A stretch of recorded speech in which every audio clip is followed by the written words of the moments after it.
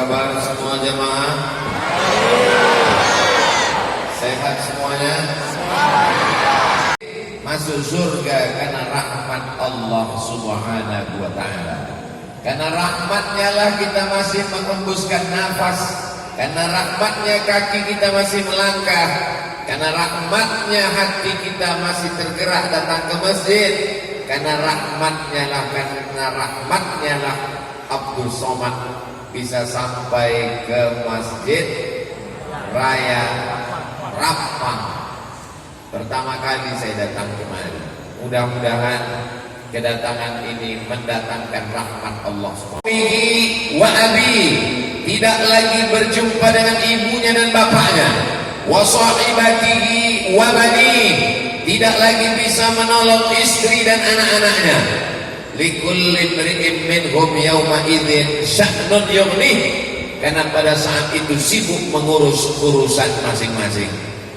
Tapi di antara orang-orang yang tidak ada naungan, tidak ada atap, tidak ada jendela, tidak ada gunung, semuanya tercabut. Wa takunul jibalu kal'ainil manfush, seperti bulu kambing yang dihembus angin. Gunung yang menjulang tinggi, gunung Merapi, gunung Kelut, seperti bulu kambing yang dihembus angin, tak ada harganya sama sekali. Maka di antara manusia yang dapat naungan, dapat atap, rajulun qalbuhu mu'allaqun fil masajid, orang yang hatinya tergantung di masjid. Badannya boleh di kantor, badannya boleh di pasar, badannya bisa di mana saja, tapi hatinya tergantung di masjid. Dan saya melihat orang-orang yang tergantung hatinya di masjid ada di Masjid Raya Rapang pada malam hari. Ini begini tiap malam. Amin. Insyaallah. Bukti berhasilnya tabligh akbar. Bagaimana kemarin di Masjid Raya Rapang Ustaz Abdul Somad datang, parkir pun susah. Bagaimana kemarin waktu Ustaz Abdul Somad datang ke Masjid Raya Rapang, susah kami mau datang, penuh. Bukan itu standar. Standar keberhasilan tabligh akbar pengajian adalah lihat sholat subuh besok. Kalau bertambah seperti subuh biasanya, maka insya Allah berhasillah malam ini. Mudah-mudahan besok ada yang mengirimkan fotonya di medsos. Amin. Bagaimana kemarin subuh setelah Ustaz Abdul Somad tausiah? Alhamdulillah Ustaz Somad masih tetap pemain inti. Rajulun qalbuhu mu'allaqun fil masajid, orang yang hatinya tergantung di masjid. Hayya 'alas salat. Walaupun badannya di kantor, tak sabar dia untuk datang ke masjid, menunggu sholat. Hari ini ada orang sudah jam 2.30 barulah mengangkat takbiratul ihram, Allahu Akbar. Jam 2.30 dia bilang Allahu Akbar. Kata malaikat, kau serius apa enggak? Jam 2.30 dia katakan Allahu Akbar. Sebenarnya dia sedang mengatakan, pekerjaan saya Allahu Akbar, direktur saya Allahu Akbar, dunia saya Allahu Akbar, dia lebih besar daripada Allah. Maka dalam sholat kita katakan inna sholati wa nusuki wa mahyaya wa mamati lillah. Kalau memang milik Allah, kalau memang punya Allah, mengapa kita menunda? Malaikat kalau datang, dia tidak bisa ditunda walau sesaat. Idza jaa ajaluhum, kalau ajal sudah sampai, la yastakhiruna sa'atan, tak bisa ditunda walau sesaat. Wala yastaqdimun, tidak pula bisa dimajukan walaupun sesaat. Alhamdulillah, sampai malam ini anak-anak kecil tetap datang sholat berjamaah ke Masjid Raya Rapang. Saya di mana-mana yang namanya tausiah itu biasanya dapat giliran yang kelima. Kata sambutan pembukaan dari protokol, kata sambutan dari kepala daerah, kata sambutan dari panitia, sampai RT RW pun dapat jatah juga. Kecuali di Masjid Raya Rapak, begitu datang langsung tausiah. Sampai saya tak tahu siapa saja yang mau disebutkan. Kalau ada pendahulunya saya bisa tahu yang dihormati Bapak anggota DPRD, Bapak wakil DPRD. Tapi karena tak tahu, jadi yang paling selamat sebutkan saja semua. Yang saya hormati muslimin muslimat, mukminin mukminat, yang belum kawin dan belum sunat. Semuanya insya Allah dimuliakan Allah Subhanahu wa Ta'ala. Manusia ini dimuliakan karena dia memuliakan Allah. Ketika dia tidak memuliakan Allah, maka dijatuhkan serendah-rendahnya. Summa radadnahu asfala safilin. Asfala, terendah, safilin, di antara yang rendah, dia yang paling rendah. Kita dimuliakan Allah karena kita mau merendahkan diri kepada Allah. Kening yang paling tinggi, kening yang paling mulia. Tak ada yang berani memegang kening kita. Yang berani memegang kening Abdul Somad ini cuman anak saya sama tukang pangkas, tukang potong rambut, tukang cukur, foto dikirim ke medsos, semuanya pada komen. Beruntungnya abang tukang cukur bisa megang kepala Ustaz Abdul Somad. Ketika kita sedang sholat, kita tempelkanlah kening yang tinggi ini ke lantai, tempat telapak kaki. Tidak ada satupun manusia yang mau meletakkan tempat paling mulia ke tempat paling rendah. Tapi karena sudah menjadi rukun sholat. Rukun sholat adalah sujud. Rukun sujud adalah menempelkan kening ke lantai. Kalau tidak menempel 7 anggota, batal sujudnya. Kalau batal sujudnya, maka batal sholatnya. 2 ujung kaki, 2 ujung lutut, 2 tapak tangan, 1 kening dia tempelkan. Tidak mentang-mentang pejabat tinggi kehormatan kemuliaannya, orang kaya banyak hartanya, masuk dia ke Masjid Raya Rampang, imam makmum semua bersujud, dia dengan angkuh sombongnya tak mau, dia tempelkan keningnya ke lantai. Allahu Akbar, ditempelkan keningnya ke tiang, batal sholatnya. Kecuali memang dia sakit pinggang, kecuali memang ada darurat tingkat tinggi yang tak terelakkan. Selama dia sehat walafiat, dia sedang merendahkan dirinya kepada Allah Subhanahu wa Ta'ala. Wa annal masajida lillah, masjid ini milik Allah. Fala tad'u ma'allahi ilahan ahada, maka jangan kau panggil yang lain, jangan kau minta kepada yang lain. Iyyaka na'budu wa iyyaka nasta'in. Kepada Engkau kami meminta, kepada Engkau juga kami beribadah, kepada Engkau kami meminta tolong. Idza sa'alta fas'alillah, kalau minta tolong kepada Allah. Idza sta'anta fasta'in billah, kalau memohonlah kepada Allah, maka menempelkan kening ke lantai. Allahu Akbar. Saya malam ini nervous, terkejut, kaget, datang bertemu, sampai tadi saya lihat tidak ada orang. Loh, kemana ini manusia sunyi sekali? Rupanya masuk dari belakang. Di depan penuh ramai. Saya beserta rombongan, Ustaz Bunyamin, Ustaz Hasbi, ada juga bersama kami kakak kelas senior kami di Al-Azhar, ketua kami di Ikatan Cendekiawan Alumni Timur Tengah, ketua Persatuan Al-Azhar Al-Mukarram Dr. Andi, Masya Allah, Andi Adrus beserta rombongan. Ketika kita sudah sampai ke masjid, kita angkat satu menjadi imam, maka siapapun yang di belakang mengangkat tangan mengikut imam di depan. Sekarang banyak makmum ini mendahului, menyalip, memotong jalan imam. Imam baru dia sudah bangkit duluan. Allah, dia tuh tegak duluan. Ketika ditanya, kenapa kamu cepat sekali? Saya ini pembalap, Ustaz. Sampai imam pun dia potong juga di tengah jalan. Ju'ilal imamu liyutamma bih.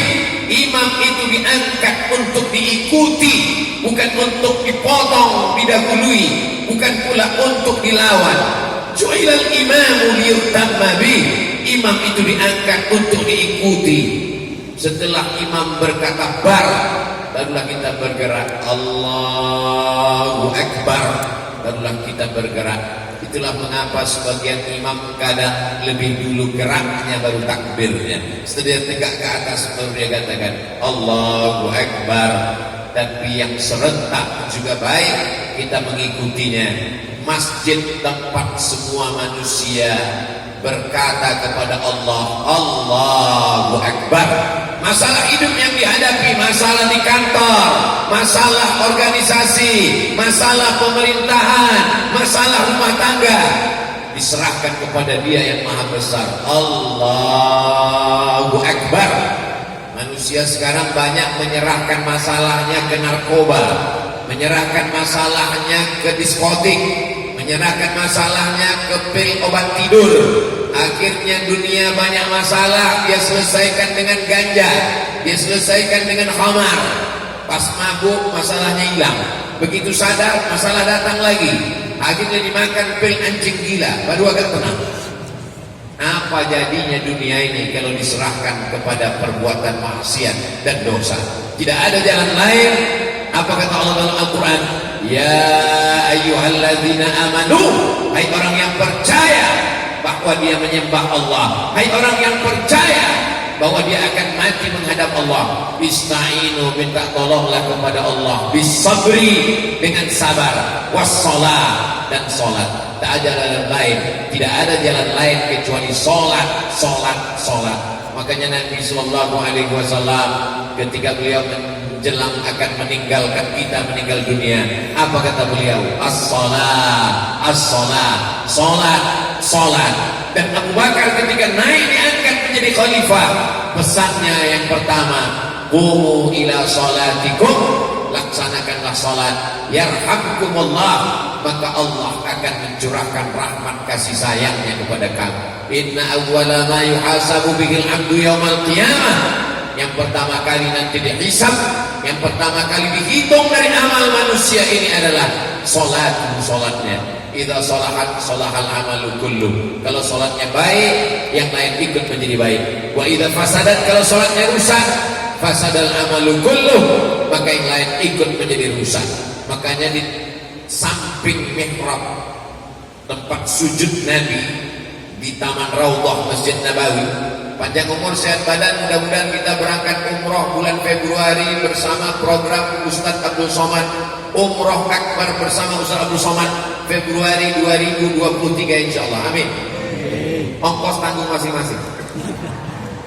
Di samping mihrab tempat sujud Nabi di Taman Raudhah ada tulisan as-salatu imaduddin, sebelah kiri tiang. As-salatu imaduddin, salat adalah tiangnya agama. Masjid raya yang cantik indah ini, Masya Allah, melihat lampunya mengingatkan kita pada Masjid Nabawi. Allahumma salli ala Sayyidina Muhammad wa ala ali Sayyidina Muhammad. Kubahnya besar sekali. Biasanya masjid kalau kubahnya besar itu suara bergema, tidak jelas ke telinga jamaah. Malam ini suara Abdul Somad jelas? Jelas. Masya Allah, tabarakallah. Ini sound sistemnya bagus, luar biasa. Masjid yang cantik dan indah, kubah tidak akan bisa tegak kalau tidak ada tiang-tiang yang kokoh, yang kuat. Maka tiang dari segala amal kita, sedekah kita, umrah kita, haji kita, wakaf kita, infak kita, puasa sunat Senin Kamis, zikir yang banyak, khatam Quran berkali-kali, tumbang kalau tidak ada sholat sebagai tiangnya. Itulah mengapa yang pertama kali amal kita nanti akan dihitung. Amal yang pertama dihitung adalah sholat. Dan ibadah kita yang pertama, muru auladakum bis sholat, suruh anak kamu sholat. Wahum abna'u sab'a sinin, ketika berumur 7 tahun. wadribuhum fil asyrah. Kalau dia tak mau sholat umur 7, maka boleh dipukul pada umur 10 tahun. Tapi pukulnya tidak boleh lembab berbekas, tidak boleh pada alat vital, tidak boleh sampai dia trauma ketakutan. Hanya sekedar memberikan efek jera pengajaran saja. Dan orang tua tidak bisa main suruh saja. Pergi sholat, pergi ke masjid, pergi sholat. Anaknya bertanya, bapak nggak ke masjid? Papa sudah dewasa. Anak-anak ini mengikut bagaimana orang tuanya. Kenapa malam ini banyak anak-anak memandang saya ke kanan, anak-anak memandang ke depan, anak-anak memandang ke kiri, ada anak-anak. Karena orang tuanya ikut. Orang tua membawa anak ke masjid dari kecil tertatih-tatih sampai besar. Nanti di hari tuanya dia pula yang akan membawa orang tuanya sholat ke masjid. Di hari tua kita mungkin kita tak bisa lagi berjalan, mereka akan mendorong kita di atas kursi. Karena mereka ingat dulu ketika kakiku tidak bisa berjalan, dia yang menggendongku, maka saat ini aku pula yang akan membawanya. Bakti anak kepada orang tua tergantung kita membiasakannya ke masjid. Allah bisa karena biasa. Dia ketemu dengan orang promotor band, semua tur musik keliling dari mulai ujung Sumatera sampai ke timur Indonesia. Itu yang bawa band-band itu saya, Pak Ustaz, kata promotor musik. 6 bulan kami keluar rumah, gak pulang ke rumah. Pergi ke kota sana, pergi kemari, sholat gak ingat, puasa tidak ada, pokoknya gak ada ibadah sama sekali. Sampai akhirnya suatu petang saya sedang duduk di atas pentas, habis merapi-rapikan semua alat untuk show nanti malam. Ketika matahari akan tenggelam, saya lihat memerah bagian arah barat, lalu terdengar suara azan. Allahu Akbar, Allahu Akbar. Tiba-tiba datang bayangan ayah saya ketika masih kecil membawa tangan saya ke masjid. Kenangan itu ternyata luar biasa, Ustaz. Itulah yang membuat saya tobat pertama kali. Setelah itu saya dengar ceramah Ustaz. Setelah itu saya ingin Ustaz datang tausiah ke tempat saya. Berawal dari kenangan masa kecil. Saya yakin dan percaya anak-anak kita yang malam ini dibawa ke Masjid Raya Rapang, maka mereka juga nanti akan teringat di masa 20. Hari ini saya datang ke Masjid Raya tahun 2022, tahun 2052 saya datang lagi kemari. Tapi ketika itu saya sudah tidak bisa berdiri lagi, sudah duduk untuk ceramah di rumah. 2052 saya kemari, bapak-bapak ini sudah banyak yang meninggal. Saya masih hidup lagi. Umur kita tidak tahu. Innama amruhu idza arada syai'an ayaqula lahu kun fayakun. Malam ini kita hanya ingin membuat sejarah untuk anak-anak kita. Kita ingin apa yang kita lakukan malam ini, subuh besok, waktu maghrib, kita bawa mereka kemari. Yang kita inginkan mereka punya sejarah bahwa kami dulu pernah datang di masa kecil ke Masjid Raya Rapang. Siapa yang datang waktu itu? Ustaz Abdul Somad berangkat dari Pekanbaru habis subuh, tausiahnya habis isya. 1 hari saya baru sampai kemari. Bayangkan itu, menempuh jalan yang luar biasa. Pejam mata belum juga sampai, buka mata saya tangkap setengah laut, rupanya banjir. Karena dimuliakan Allah Subhanahu wa taala, hari ini kita bersama di tempat yang paling baik, masjid, bersama orang yang paling baik, orang beriman, di majelis yang paling baik, majelis yang di dalamnya dibacakan ayat-ayat Al-Quran, majelis yang di dalamnya dibacakan sabda-sabda Rasulullah sallallahu alaihi wasallam. Tinggalkanlah sejarah yang baik untuk anak-anak kita. Jangan bangga dengan masjid yang besar. Berapa banyak masjid besar yang ada di Eropa, yang ada di Cordova, yang ada di Andalusia. Hari ini masjid besar tinggal kenangan, menjadi museum. Banyak turis-turis datang ke sana ingin menyaksikan masjid yang besar, tapi tidak lagi dibenarkan untuk sholat karena tidak lagi ada sholat berjamaah. Tapi saya yakin dan percaya Masjid Raya Rampang ini sampai hari kiamat tetap ada orang sholat di sini, insyaallah. Dari mana Ustaz yakin? Karena yang akan menjadi ketua masjidnya, yang akan menjadi imamnya, yang akan menjadi muazzinnya, yang menjadi khatibnya hadir malam ini. Inilah anak-anak kecil yang datang pada malam hari. Jangan larang anak kecil ke masjid, karena di beberapa masjid anak kecil sudah dilarang. Saya dikirim video anak kecil ditendang dari masjid. Jangan ke masjid, kalian ini buat naik darah tinggi saya saja. Kalau di masjid masih ada anak kecil, insya Allah 30 tahun akan datang masih ada orang sholat berjamaah. Tapi kalau di masjid itu pasukannya tinggal pasukan 70 ke atas, mohon maaf jangan tersinggung. Kunci mendengar ceramah Abdul Somad satu saja, jangan tersinggung. Beberapa jamaah tersinggung pulang meninggal. Jamaah yang dimuliakan Allah Subhanahu wa taala, saya datang bukan ingin menyindir, menyakitkan hati, menyinggung perasaan. Kedatangan Abdul Somad dalam rangka watawasau bil haq watawasau bis sabr. Karena kata Nabi sallallahu alaihi wasallam, di akhir zaman nanti ada masjid wa masajiduhum amirah. Masjidnya banyak, masjidnya megah, masjidnya cantik, tapi di sana tidak ada hidayah, kosong, hampa, kecuali di Rampang. Masjidnya besar, tinggi, megah, cantik, terang benderang, sistemnya bagus, kipasnya hidup. Di beberapa masjid saya tahu siap kipasnya banyak, tapi mati. Di sini masya Allah luar biasa. Ini ada juga satu mati supaya hidup. Tadi sebelum saya ngomong saya belum lihat kemarin. Itu jangan dihidupkan, saya tidak tahan dingin. Tapi saya masuk angin. Nah, jamaah yang dimuliakan Allah Subhanahu wa taala, artinya secara peralatan, hardware, perangkat kerasnya sudah.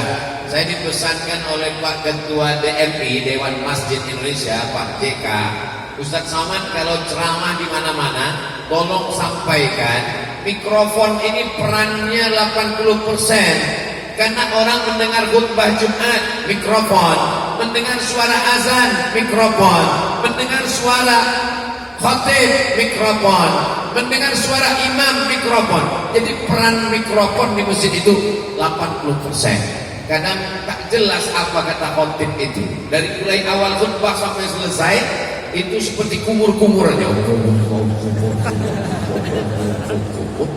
Habis itu berhenti, habis itu naik lagi. Selesai suami pulang ke rumah, istrinya bertanya, apa tadi pesan khatib itu, bang? Kata khatib itu, takutlah engkau kepada Allah dan taatlah kepada suamimu. Apa saja yang dia mau taati, kau cepat masuk surga. Perasaan dari sejak kita awal nikah itu terus pesannya. Kenapa khatib itu lebih pro ke kamu daripada ke aku? Ini bukan salah khatib, bukan salah pengurus masjid, tapi karena memang mikrofon itu tidak jelas. Mikrofon ini ada yang modelnya menggema sampai berulang-ulang. Jangan suatu tapi di masjid kita ini masya Allah.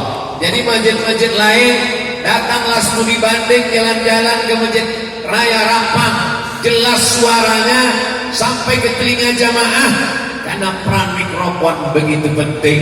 Lalu kemudian muazzinnya, adakanlah musabaqah azan, Maulid Nabi, Isra Mi'raj, Nuzul Quran, tahun baru hijrah, halal bihalal, menyambut hari besar Islam, Nuzul Quran bulan Ramadan. Adakan sebelumnya itu musabaqah lomba azan sehingga ada regenerasi. Jangan sampai muazzin di zaman bapak kita tahun 80-an itu juga lagi yang azan sekarang. Bukan berarti azannya tidak diterima Allah, mungkin lebih diterima Allah karena ikhlasnya. Tapi suara azan ini kan yang diangkat Nabi Bilal bin Rabah, naik ke atas atap rumah. Kenapa dia yang azan? Karena suaranya yang paling melengking. Hayya 'alas shalah,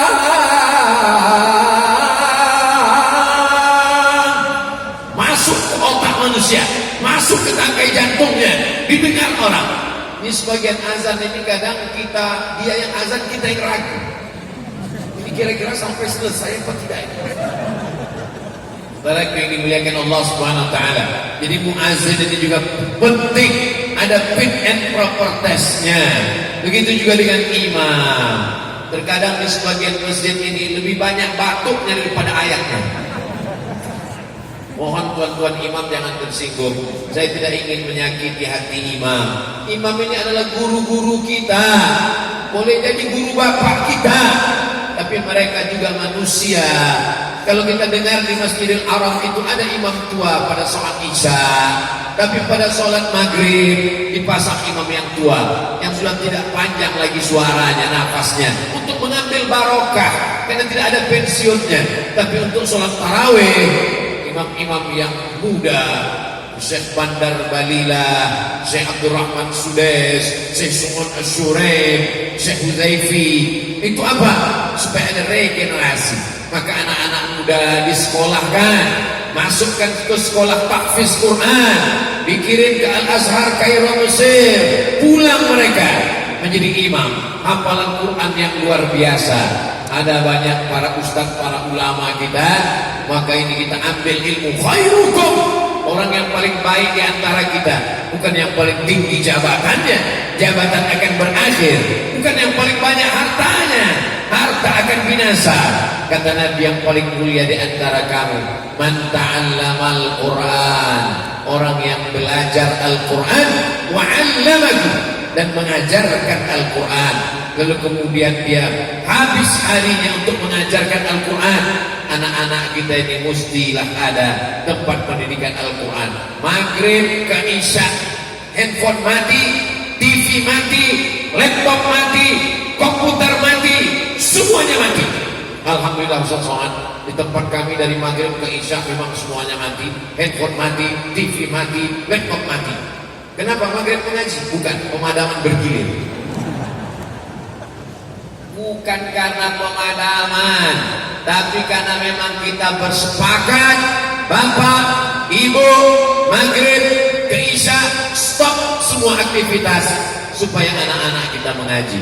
Dulu lagi tren-trennya maghrib mengaji, itu saya hadir beberapa kali. Kepala daerah, bupati, gubernur, wali kota didampingi oleh kepala kantor Kementerian Agama memencet tombol. Berikut ini pemencetan tombol maghrib mengaji. Kita semarakkan dari maghrib ke isya. Anak-anak kita mengaji di surau langgar musalla, masjid raya, masjid agung, masjid besar, masjid jami, masjid Islamic Center. Pemencetan tombol.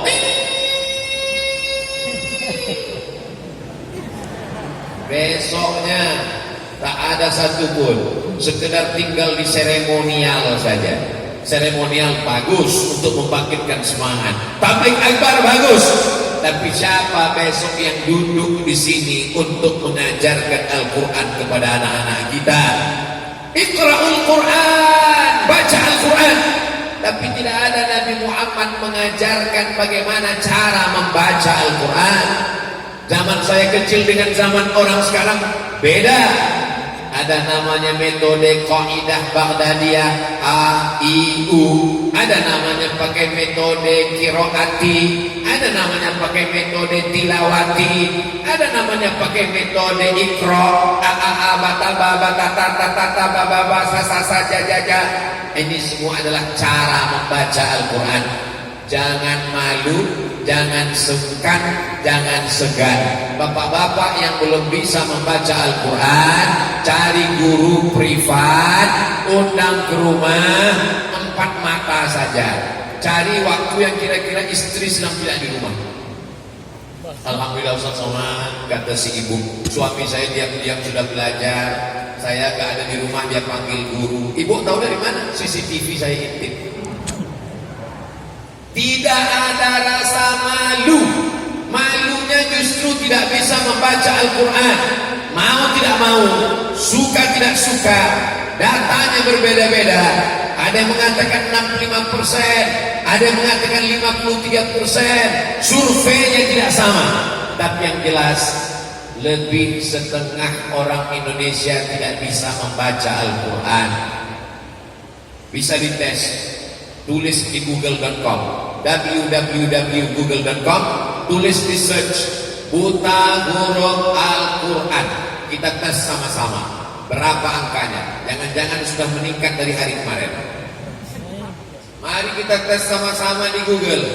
Buta huruf Al-Quran. Kok gak muncul? Paket habis. Buta huruf Al-Quran. Belum muncul. Buta huruf Al-Quran berdasarkan sensus nasional Badan Pusat Statistik BPS, buta huruf Al-Quran 53%. Artinya kalau ada 100 orang kumpul, ada 53 orang tidak bisa baca Quran. Yang tidak baca Quran, yang belum bisa baca Quran, jangan tersinggung. Saya tidak ingin setelah ini kita lalu ngetes, bisa baca Quran? Enggak bisa. Yang dites pun tersinggung, marah. Kenapa kamu enggak bisa baca Quran? Enggak penting bisa baca Quran. Untuk apa baca Quran kalau korupsi? Ini udah kemana-mana larinya ini. Kamu kenapa enggak bisa baca Quran? Quran enggak penting bisa baca atau enggak bisa. Yang penting iman di hati. Ini namanya mazhab ngeles ya. Ngeles.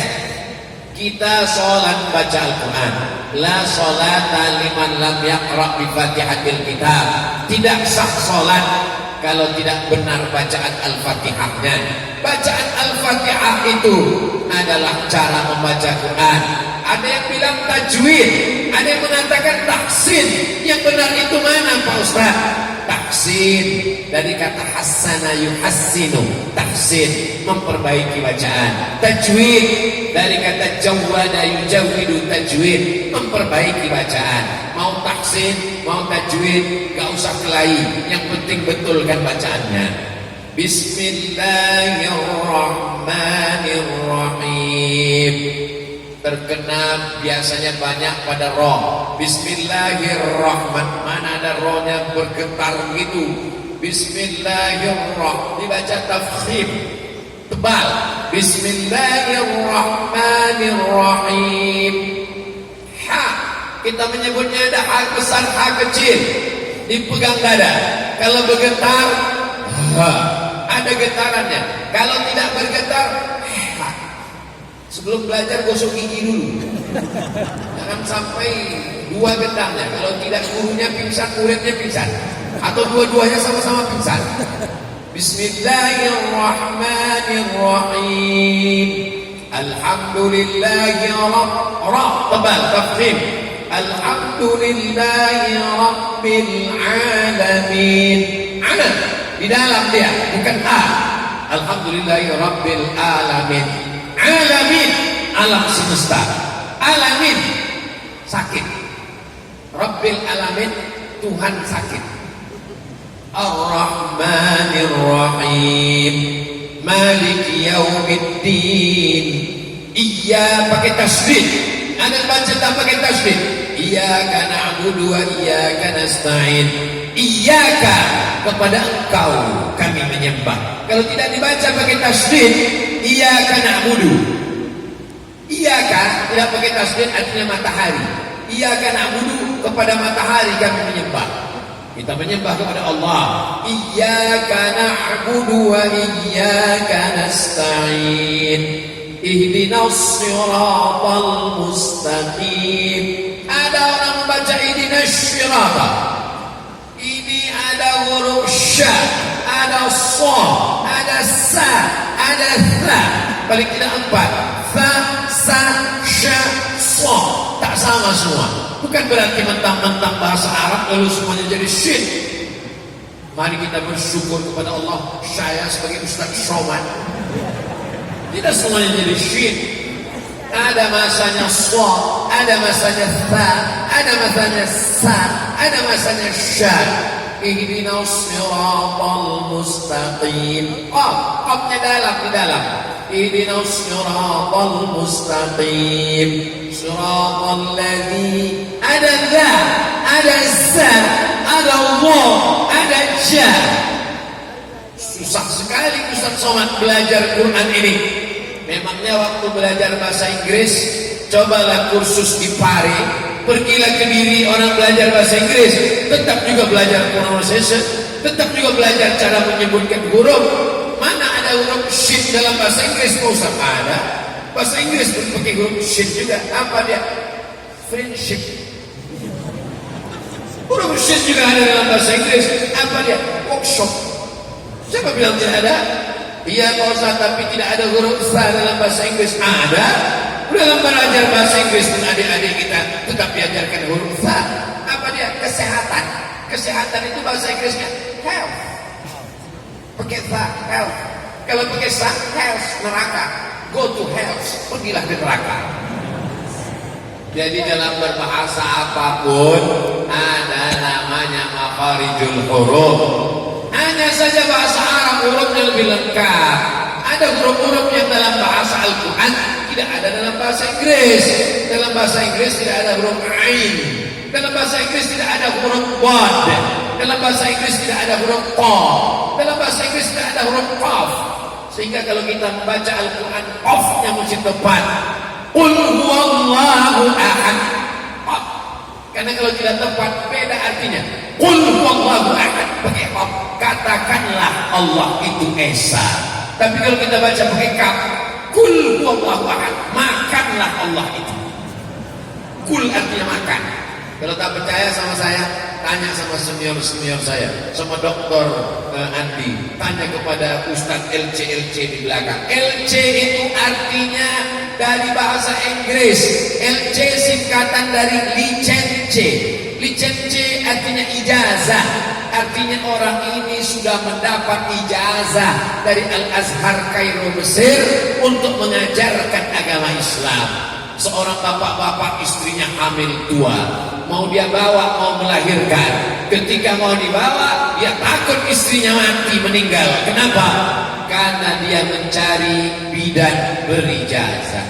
Jadi tinggal jumpai ketua OIAA, Organisasi Internasional Alumni Al-Azhar, tinggal jumpai ketua ICAN, Ikatan Cendekiawan Alumni Timur Tengah, dari mulai Yaman sampai Hadramaut sampai ke Maroko.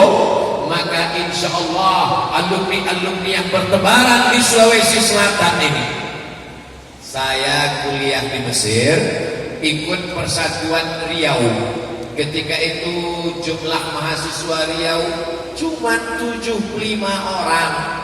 Tapi jamaah alumni yang belajar di Mesir, yang dari Sulawesi Selatan, satu pulau, ikatan terbesarnya waktu itu adalah KKS. Jumlahnya di zaman saya itu 500 orang. Kami 75 orang. Kami termasuk golongan minoritas ketika itu. Jadi alumninya sangat banyak sekali pulang ke negeri ini. Tinggal memanggil mereka, minta tolong supaya anak-anak kita diselamatkan dari buta huruf Al-Quran. Ibu akan ditanya nanti di hadapan Allah, sudahkah membawa anak ke Masjid Raya Rapang untuk mengajar, mendidik anak-anak? Aslinya ibu yang mendidik anak itu. Saya, guru pertama saya sebelum ke Mesir, sebelum ke Maroko, sebelum ke Sudan, sebelum ke pondok pesantren, guru pertama saya adalah ibu saya. Ibu saya bukan ustazah, ibu saya bukan profesor, ibu saya ibu rumah tangga, perempuan biasa. Tapi setiap kali saya tausiah hari ini kemanapun, beliau tetap mendapatkan aliran pahalanya. Ibu yang menganggap saya ini bukan alumni Timur Tengah Pak Ustaz, saya ini bukan ustazah terkenal Ustaz. Ibu ajarkan saja anak ibu a bataba tatata sasa saja jaja. Insya Allah dari itu dia tahu baca Quran. Setelah itu serahkan ke guru mengaji. Ibu saya menyerahkan saya ke guru mengaji. Guru pertama dia bawakan saya ke Ustadz Tamrin, sudah meninggal. Guru yang kedua diserahkannya kepada Syekh Muhammad Ali, sudah meninggal. Guru yang ketiga diserahkannya ke saya kepada Ustadz Abdul Rahim, sudah meninggal. Guru yang keempat diserahkannya kepada Ustadz Armawi Abdul Rahman, sekarang di Brunei Darussalam. Guru kelima diserahkannya saya kepada Syekh Azrai Abdul Raub, sudah meninggal. Apa maknanya? Serahkan ke banyak guru untuk mengambil barokah. Tak semua guru itu saya khatam mengaji. Mak ini kan sampai hatam. yang penting kau dapat berkahnya, barokah guru-guru kita. Sampai hari ini saya selalu datang ke guru-guru.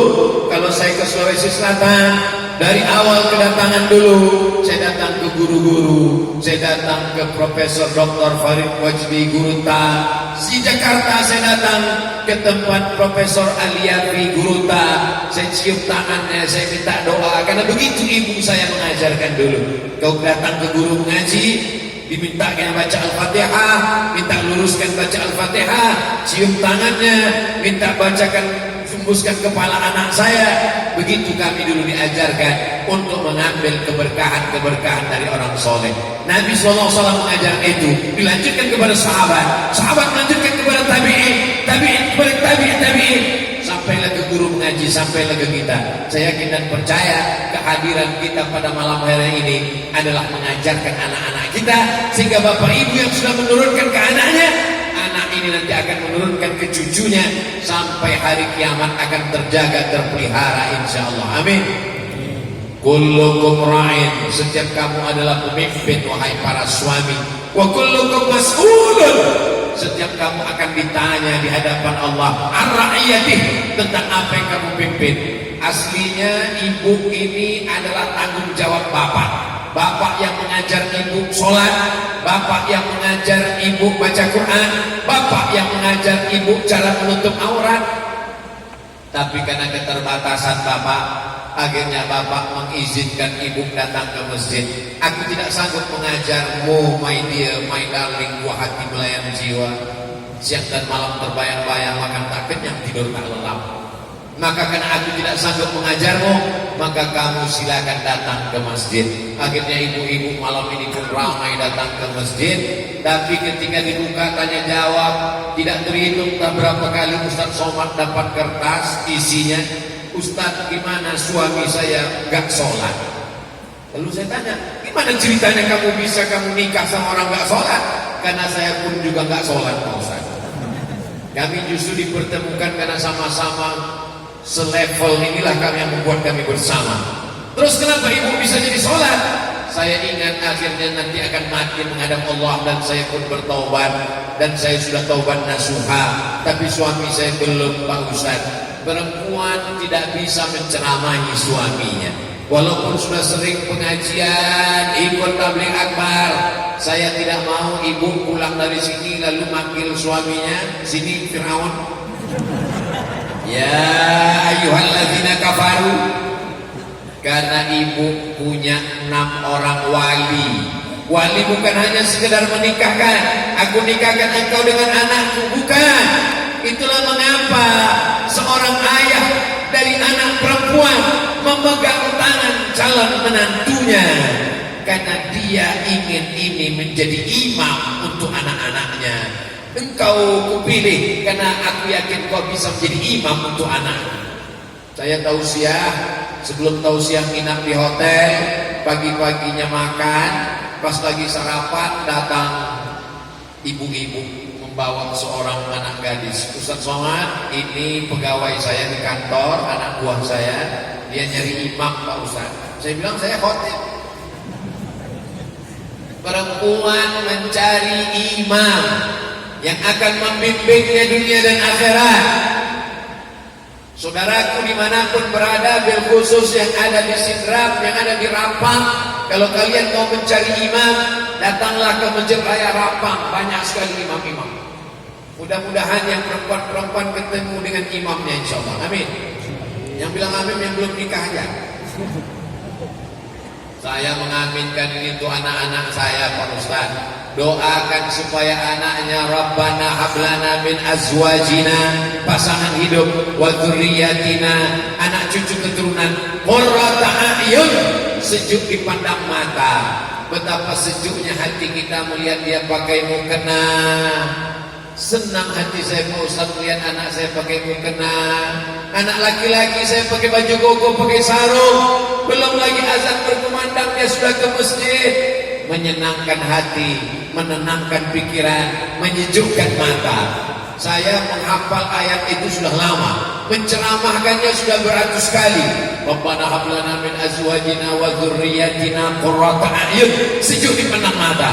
tapi paham maknanya setelah ada bapak-bapak umur 70 tahun datang ke kampus waktu saya mengajar. Ustaz Somad tahu arti qurrata a'yun? Oh iya Pak, saya mengajarkan doa itu kepada jamaah. Qurrata a'yun artinya sejuk dipandang mata. Apa arti sejuk dipandang mata itu Pak Ustaz? Ya senang mata kita melihatnya. Saya punya anak Ustaz Somad, ketika dia datang ke rumah jilbabnya panjang, dia secara ekonomi bukan kaya, biasa saja. Anaknya datang, sholat mereka, sejuk mata saya melihatnya. Tapi ada anak saya satu lagi Pak Ustaz, kaya, dibawanya makanan mahal, dia pakai mobil datang ke rumah, tapi rambutnya tidak dia tutup, celananya sempit, panas mata saya Pak Ustaz. Oh itu ternyata maknanya. Jadi banyak anak-anak yang datang ke rumah, mata orang tuanya panas, walaupun kena hujan musim dingin, tapi karena batinnya panas, karena jauh dari cahaya yang diberikan Allah Subhanahu wa Ta'ala.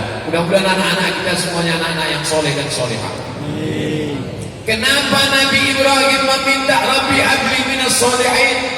Kenapa Nabi Zakaria meminta Rabbi habli min ladunka dzurriyyatan thayyibah? Kenapa kita selesai berwudu meminta Allahumma ja'alni minat tawabin waj'alni minal mutatahhirin waj'alni min ibadikas sholihin? Karena orang soleh lah yang didoakan dalam salat. Assalamu alayka ayyuhan nabiyyu wa rahmatullahi wa barakatuh, wassalamu alayna wa ala ibadillahis sholihin. Orang soleh, bapak soleh, ibu soleh, anak soleh didoakan oleh semua orang yang sholat di Masjidil Haram, Masjid Nabawi. Walaupun jarak kita jauh dari kota Makkah Al-Mukarramah, semua yang sholat ini mendoakan orang soleh.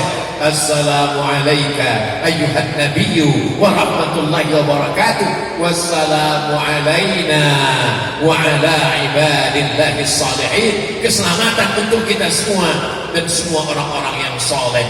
Di dalam sholat kita sedang memperbaharui tasyahud kita, at-tahiyatul, segala penghormatan, mubarakatul, segala keberkahan, sholawatun, doa-doa, thayyibatun yang baik-baik lillah, bukan punya saya. Manusia gila hormat, yang terhormat, yang mulia, profesor, doktor, haji, ustaz, Abdul Somad, LC, MA, PhD. Hanya satu yang belum, almarhum. Diagung-agungkan, dimuliakan, dipuja-puji, disanjung-sanjung, mesti dikembalikan kepada Allah. At-tahiyatul, segala penghormatan, mubarakatul, segala keberkahan, sholawatun, segala doa-doa, thayyibatun, segala yang baik-baik, bukan punya engkau Abdul Somad, lillah, punya Allah. Balikkan semuanya kepada Allah, kembalikan semuanya kepada Allah. Sebab kalau kita sangka itu punya kita, ketika dicabut Allah, maka akan datang kekecewaan yang luar biasa. Semakin dalam rasa memiliki, semakin sakit ketika dia pergi. Boleh untuk buat update status besok pagi. At-tahiyatul mubarakatus salawatut thayyibatulillah. Setelah kita serahkan semuanya kepada Allah, bukan punya kita, baru kita ucapkan salam kepada Rasulullah. Assalamu alayka ayyuhan nabiyyu wa rahmatullahi wa barakatuh.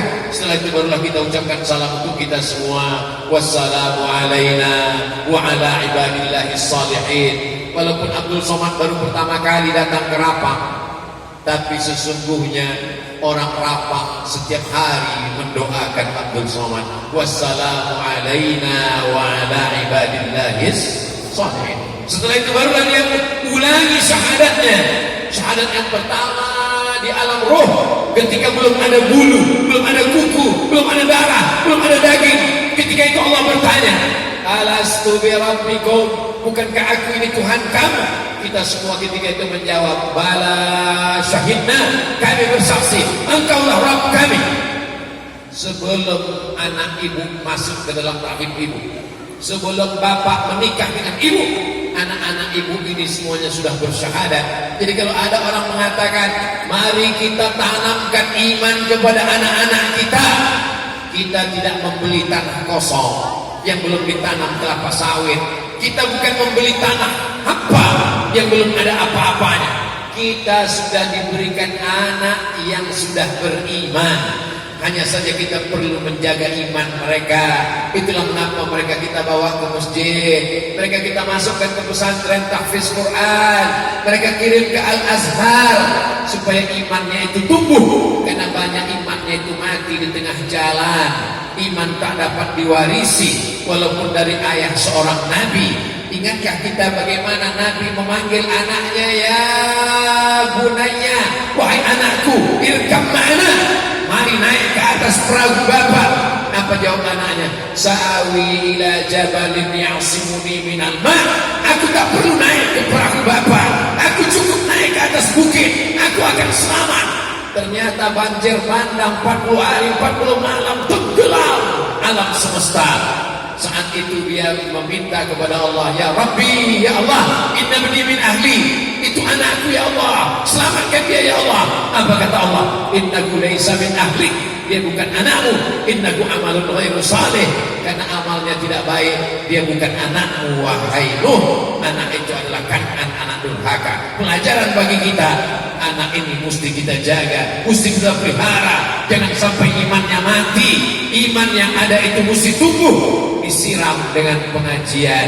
Iman yang sudah tumbuh mesti berbuah, diajak dia beramal, sholat, mengaji, baca Quran, berzikir, tabligh akbar, pengajian.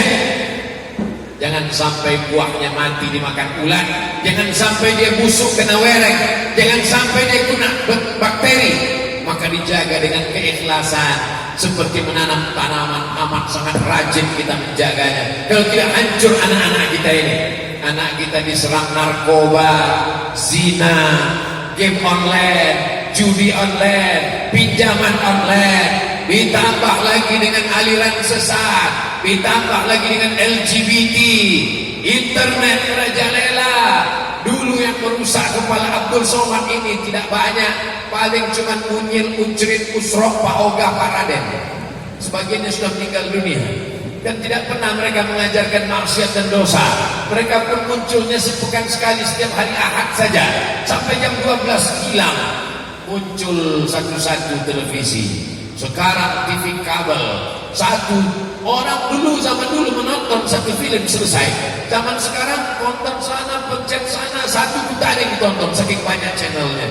Akhirnya niat mau menonton TV, akhirnya TV menonton dia. Berapa banyak orang tertidur di depan TV zaman sekarang. Bapak Ibu yang dimuliakan Allah Subhanahu wa taala, kalau tidak kita jaga ini dengan sholat berjamaah, dengan mengaji membaca Quran, ini tontonan ini sudah menjadi tuntunan. Tak lagi bisa dibedakan mana tuntunan, mana tontonan. Yang tak layak jadi tuntunan dijadikan tontonan, yang mestinya tontonan dijadikan tuntunan. Dunia ini sudah kacau balau.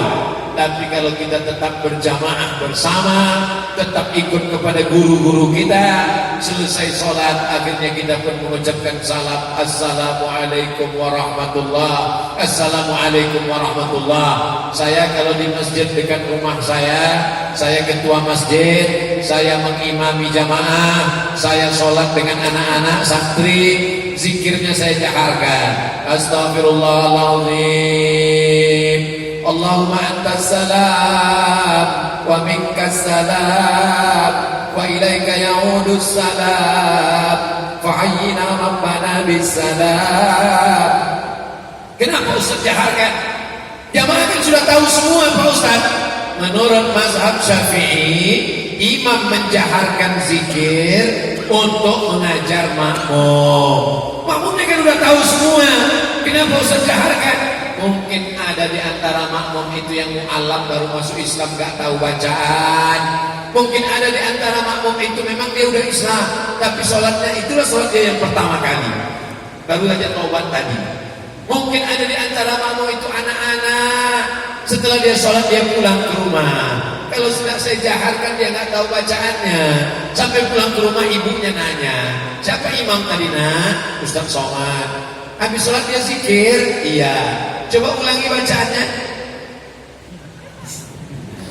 Tapi saya tidak menyalahkan kalau ada yang membaca sir. Kenapa? Mungkin dia memakai mazhab Syafi'i. Dalam mazhab Syafi'i kalau makmumnya sudah hafal semua, imam membaca sir. tapi sampai hari ini masjid kita besar, jamaahnya ramai, banyak musafir yang mampir. Kita tidak tahu, makmum itu sudah tahu semua. Beda kalau kita imam di musola yang kecil, jamaahnya itu saja, semuanya sudah tahu semua. Lalu kemudian setelah itu pula saya berdoa. Selesai sholat saya berdoa, makmum mengaminkan. Kenapa Ustaz berdoa? Karena dalam Al-Quran dikatakan qad ujibat da'watukuma, doa kalian berdua dikabulkan Allah. Yang berdoa Nabi Musa, Nabi Harun hanya mengaminkan saja. Amin, amin, amin. Ad-da'i wal mu'ammin fil ajri sawa. Yang berdoa dan yang mengaminkan pahalanya sama. Saya berdoa, tapi doa itu makbul bukan karena saya. Boleh jadi saya riya, boleh jadi saya sum'ah. Hari ini saya tampil ke depan, saya ceramah, saya direkam. Boleh jadi saya sudah dikuasai riya, hati saya kotor. Tapi ada jamaah yang hatinya bersih, tak ada kepentingan, mereka lebih ikhlas. Mereka mengatakan amin, kabulkanlah ya Allah. Terbuka pintu langit karena mereka. Maka selalu saya doa. Tapi bukan berarti karena imamnya berdoa, makmumnya bilang amin, makmumnya amin semua, imamnya kepedean, doa yang terlalu panjang. Saya kalau jadi imam doanya 10 saja. Allahumma inna nas'aluka salamatan fid din, selamat dalam ahlus sunnah wal jamaah, wa afiatan fil jasad, badan sehat, wa ziyadatan fil ilmi, ilmu bertambah, wa barakatan fil rizki, rezekinya berkah, wa taubatan qablal maut, taubat sebelum mati, wa rahmatan indal maut, dapat rahmat ketika mati, wa maghfiratan ba'dal maut, dapat ampunan sesudah mati.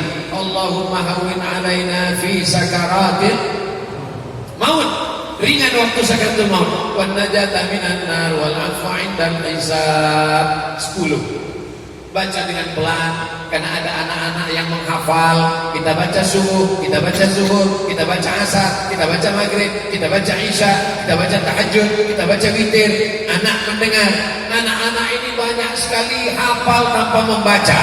Buktinya mereka hafal Al-Fatihah, mereka hafal Qul Huwallah, mereka hafal kuliah, mereka hafal Wadduha, tidak pernah melihat kertas. Mereka hafal karena mendengar. Nah, ini sepentingnya dibaca jahar. Tapi saya tak menyalahkan yang sir, karena masing-masing punya argumen, masing-masing punya alasan. Kenapa sahabat Somad melihat ke depan lebih banyak daripada ke kanan dan ke kiri? Saya dari tadi melihat jam, sudah jam 21.28. Tadi saya mulai jam 20.28. Berarti saya sudah berdiri selama 60 menit sesuai dengan kode etik ceramah Abdul Somad 600 ml. Di mana-mana tausiah tidak lebih dari 1 jam. Masjid Raya ini sudah tempat penempatan jam dindingnya supaya penceramah dan khotib tahu kapan awal dan kapan akhirnya. Kadang ada juga masjid ini tidak ada jamnya. Kadang jamnya ada, baterainya habis, sehingga bingung dia kapan. Apalagi kalau dipasang cuma di dinding, sehingga waktu khutbah Jumat khotib tidak melihat. Tapi di masjid kita Masya Allah tabarakallah, semuanya lengkap, tidak ada kurang satu pun, karpetnya bagus, apalagi tiang-tiangnya ini nampaknya emas semua ini. Aman, damai, tentram. Tidak ada alasan masyarakat Rapang untuk tidak sholat berjamaah ke masjid. Nanti ketika kita ditanya di hadapan Allah Subhanahu wa Ta'ala, kita bisa menjawab. Mulut terkunci. Al-yawma nakhtimu ala afwahihim, mulut terkunci. Wa tukallimuna aydihim, tangan akan bicara.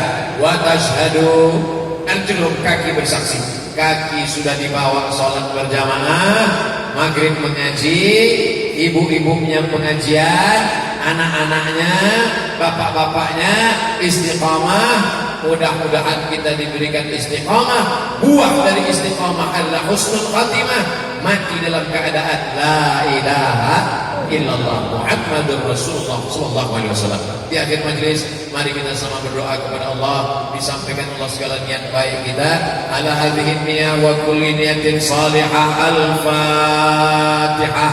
أعوذ بالله من الشيطان الرجيم بسم الله الرحمن الرحيم الحمد لله رب العالمين الرحمن الرحيم مالك يوم الدين إياك نعبد وإياك نستعين اهدنا الصراط المستقيم صراط الذين أنعمت عليهم غير المغضوب عليهم ولا الضالين آمين اللهم صل على سيدنا محمد وعلى آل سيدنا محمد السلام عليك يا رسول الله يا ربي بالمصطفى بلغ مقاصدنا واغفر لنا ما مضى يا واسع الكرم اللهم إنا نسألك سلامة في الدين selamatkan kami dalam agama Islam, selamatkan anak-anak kami dalam akidah Ahlussunnah wal Jamaah, selamatkan kami mati dalam keadaan la ilaha illallah,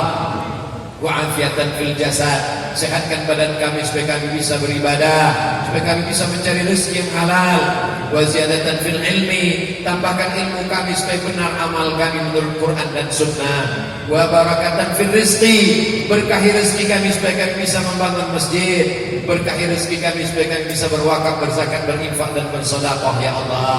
Wa taubatan qabla al-maut, dosa kami banyak, dosa mata, dosa telinga, dosa pikiran, dosa hati, dosa tangan, dosa kaki. Ampunkan kami dengan taubat nasuha ya Allah. Wa rahmatan indal maut, ketika kematian yang sulit yang susah itu curahkan rahmat-Mu ya Allah. Wa maghfiratan ba'dal maut, tutupi dosa-dosa kami setelah kami mati nanti menghadap-Mu ya Allah. Wa hawwin alaina fi sakaratil maut, kematian yang menyakitkan seperti kambing dikuliti hidup-hidup, kematian yang sangat menyakitkan seperti dikail, mata kail pancing ditarik dari kulit yang basah, kematian yang sangat menyakitkan seperti tebasan pedang di tempat yang sama beratus kali. Hawwin alaina fi sakaratil maut, ringankan kami ketika sakaratul maut. Wan najatan minan nar, selamatkan kami dari api neraka.